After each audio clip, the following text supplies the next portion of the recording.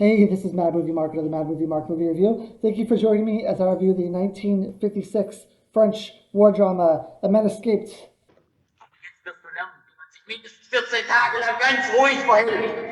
Well, I could use a few days off, and honestly, my wife wouldn't mind me being quiet for a couple of days either. I'm reviewing every movie that has 100% fresh rating on Rotten Tomatoes. I'm giving them all a score of 1 to 10. After I watch them and score them all, I will rank them from worst to best. I started in the 1920 silent movie era, and now I'm at 1956, where The Man Escaped. This movie has a 100% fresh rating from the critics and a 93% fresh rating from the audience. It was directed by Robert Bresson. It stars Francois Leterrier as Lieutenant Fontaine and Charles Le Clancy as Francois Jost. So when this movie starts out, we are introduced to Lieutenant Fontaine. He is in a car and he's being driven to a death camp, I guess is what they would be called. He jumps out of the car and he makes a run for it. But they catch him, they beat him up, they get him back in the car, and they get him back to this camp.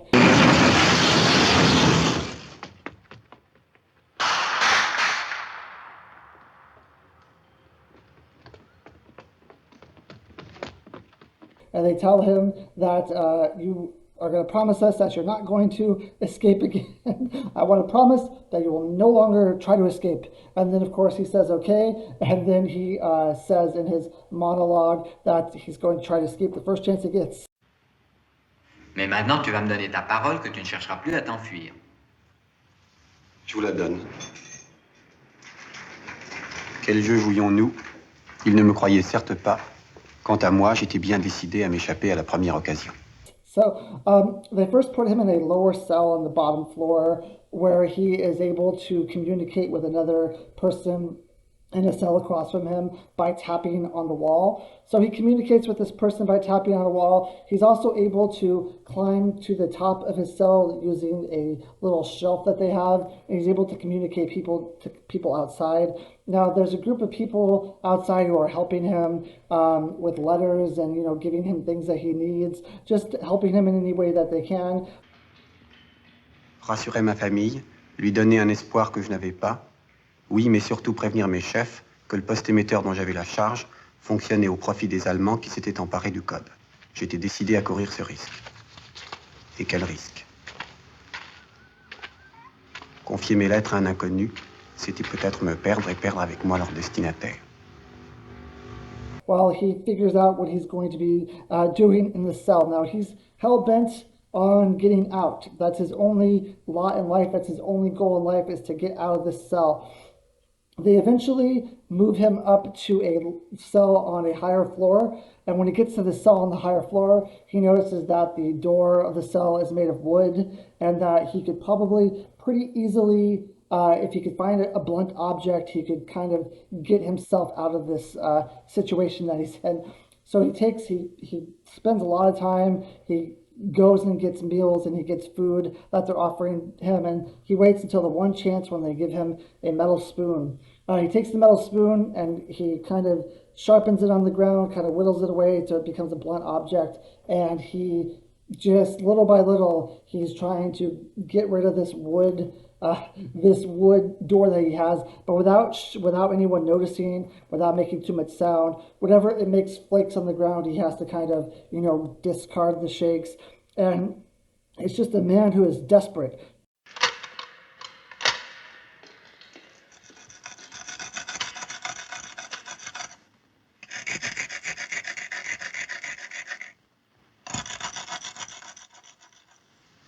J'en fis une sorte de ciseau.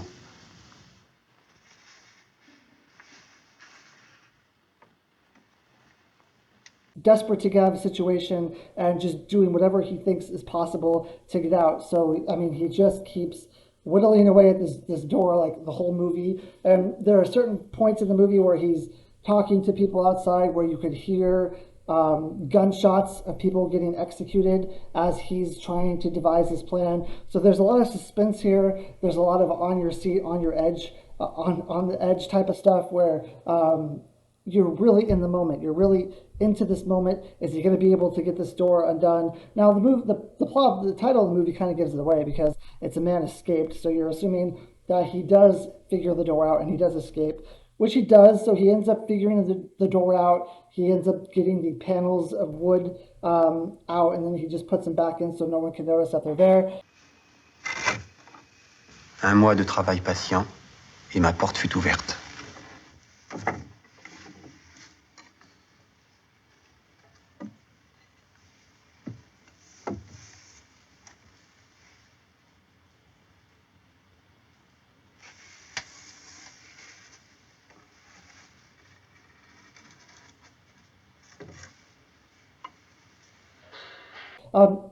Later on in the movie, he then goes and they tell him his fate. They kind of tell him what his sentence is, and he has been sentenced to death.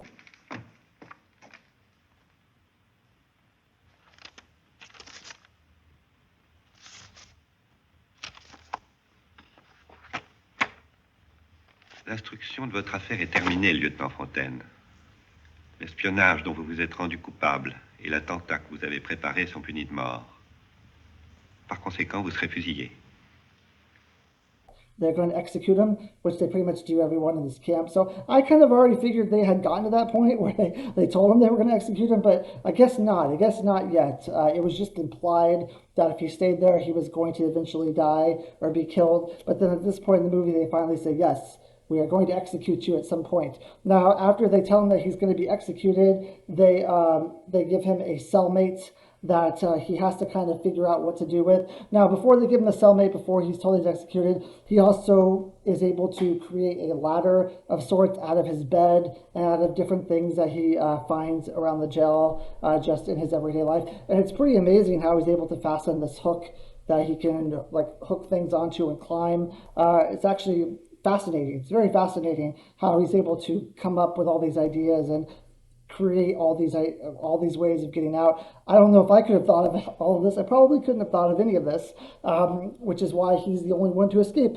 So when they give him a cellmate, he has to decide what he's going to do. He first thinks that he's going to kill the cellmate because he can't have this guy messing up what he's going to do. He can't have this guy lousing the whole works up. So he ponders it, he thinks about it, and when the time comes, he decides that he's not going to kill him. He's going to have a talk with this kid and see if he can have this kid come aboard and escape with him, have a pal to escape with. So he sits the kid down and he says, hey, look, did you ever think about getting out of here? Did you ever think about escaping? And the kid, who is Francois Jost, but they just call him Jost in this movie, he says, yeah, of course, like that's what I want to do. I want to get out of here. And Fontaine goes through his plan, what he wants to do and how he wants to do it.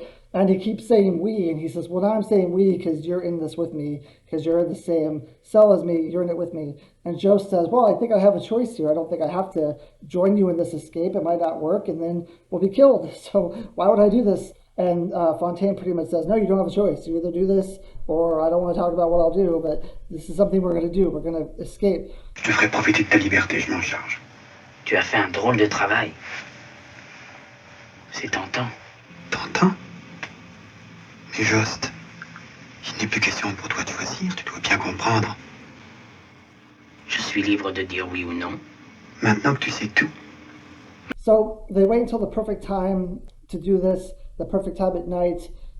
They end up getting out of the jail cell because of how he was able to get through the wood. And then they have to figure out a way to kind of drop down from the higher level and then make their way out of the fence that's holding everyone in. Now, this is probably, I mean, I thought the first half of this movie was suspenseful, but this is even crazier. They get to a point where they're trying to jump down from the top of the building. There's a guard on the bottom that is walking around doing patrols, but there's one little corner that the guard doesn't go to and the guard doesn't look at, and it's completely shadowed in black.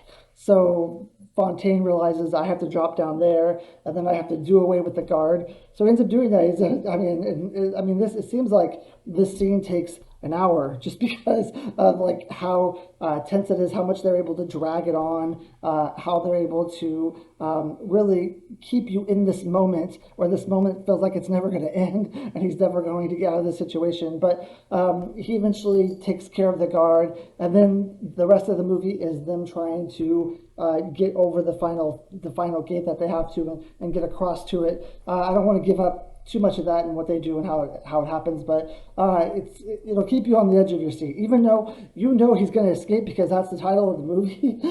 They're already telling you he escapes, but you still I'm still on the edge of my seat wondering if he's actually going to do it.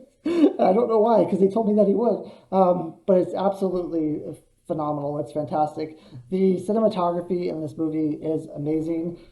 They mostly do close-ups of his hands a lot because he's mostly working with his hands, trying to get the wood carved out in a certain way so that he can get out of the jail cell, trying to fasten his mattress in the way he needs to and build the hooks and everything. So a lot of it's concentrated on his hands, but when it's not on his hands, he does mingle a lot with the other inmates. He asks them if they want to join him, or he kind of tells them what they're going to do. No one believes what he's going to do, that he's actually going to be able to do it.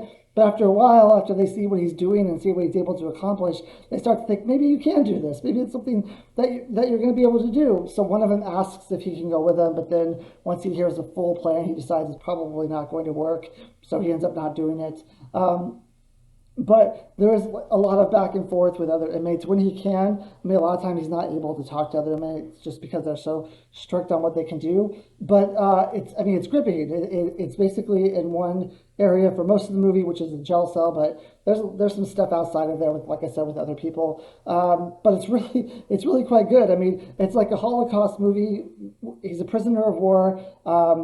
But there's no Holocaust going on around him. There's no war going on around him. Normally in these type of movies, you see a little bit of the carnage, a little bit of the horror that's happening around you. But you don't need that in this movie because Francois Leterrier, whatever, however you say his last name, him on camera just doing what he does, just acting and narrating is enough. You don't need any crazy set pieces. You don't need any explosions. You don't need any of that. It's just it's so well paced. It's so well shot. It's so well written. It's so well acted that you don't need any of that. You could just put a camera on this guy and say, okay, go. And it's perfect. I mean, black and white movie, so it's essential that you get the shadowing correct in the black and white movie, and the shadowing is done perfectly here. I mean, everything is really fantastic. Like, this movie is really, really great. I don't have a lot of bad things to say about it.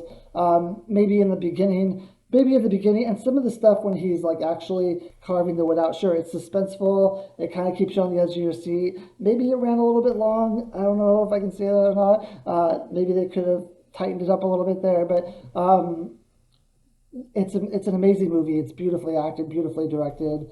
I really like French movies, and I know I will like another one that's coming up in 1990 called La Haine for sure. I know that one's going to be coming up, and I've seen it like 4 times, so I will love that one also. But apparently I love French movies, and I didn't really know that until I started doing this Rotten Tomatoes list. I loved foreign films, but not particularly French. But anyway, I give this movie a 9 out of 10. It's fantastic. It's a little dreary. It's a little depressing at times. It's definitely not a feel-good, uplifting movie that you should watch if you need a good laugh or anything like that. But my wife always kids that I like depressing movies. And sure, throughout most of this movie is sad and depressing, but at the end when he actually gets away and his friend Jost gets away, like, that's the uplifting part. That's the part where you can finally breathe and you can finally say, I went on this huge journey with these two, with one of them at first, but then with 2 of them at the end. I went on this huge journey and I really felt satisfied at the end of this journey that they were able to get away and that they were able to,